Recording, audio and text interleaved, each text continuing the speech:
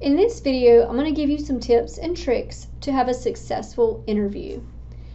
So keep in mind, the job interview is not just about you landing the job, but it's also about you deciding if this is a place where you really want to work. So it's an opportunity for both the employer and the employee to decide if this is a good fit. How do you prepare for an interview? Make sure you do your research of that company because you want to speak intelligently about that organization. That's the reason why I'm having you do this project, is because part of that is researching the organization. Make sure you note the names and the titles of people that you're going to be interviewing with. Prepare questions to ask at the end of the interview. If you're struggling with that, there's a section under the lesson resources that gives you a list of all the types of questions that you could ask at the end. Appear interested and curious about that organization, and then come up with prepared answers for some potential questions that they're going to ask you. Again, that's part of what you're doing during this project. Practice makes perfect.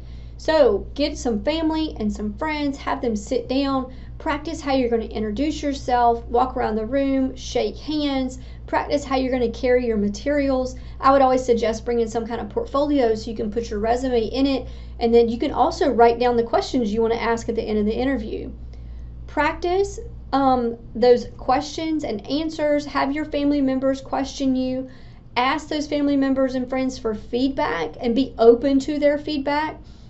I would even suggest recording a practice interview so you can see how you answer those questions, but you can also see all your nonverbal behaviors.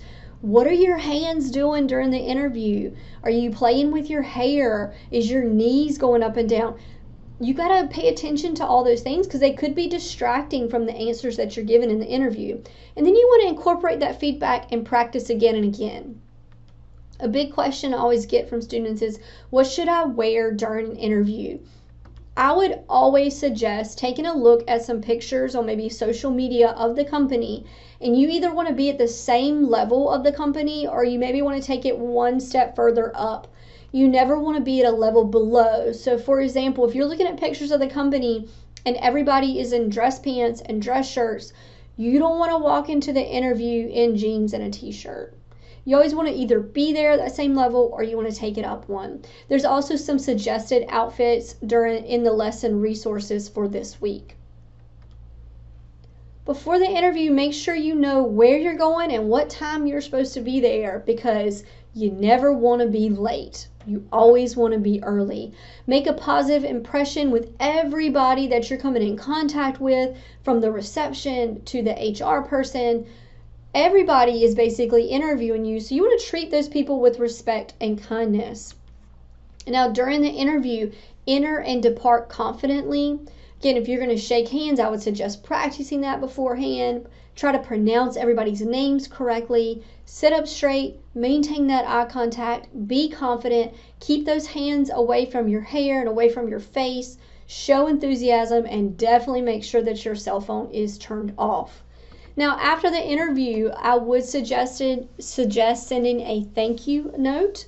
Most of the time, this is done by email. I've given you some templates in the lesson resources this week that you can feel free to use. Some final tips, some do's and don'ts. Again, make sure to arrive early. Do your research beforehand. The more you can talk about the company, the more enthusiastic they're going to be about you as an employee.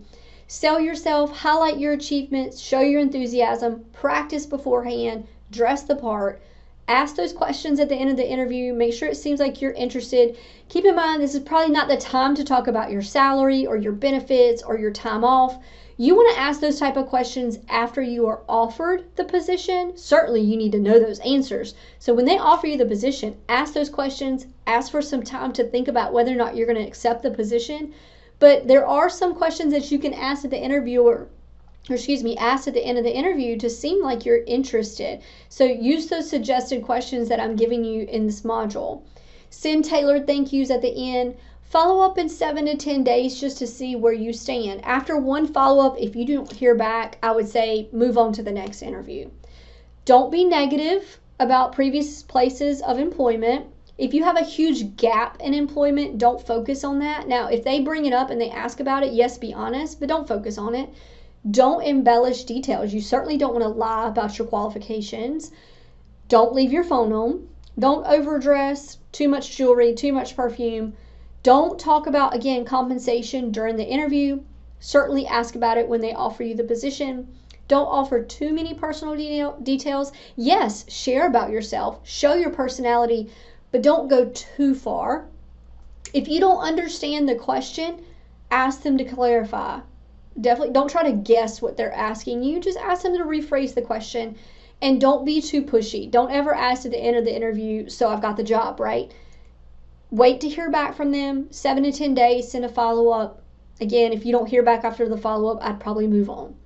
If you have any questions, definitely reach out. We're here to help you with any interview tips or suggestions.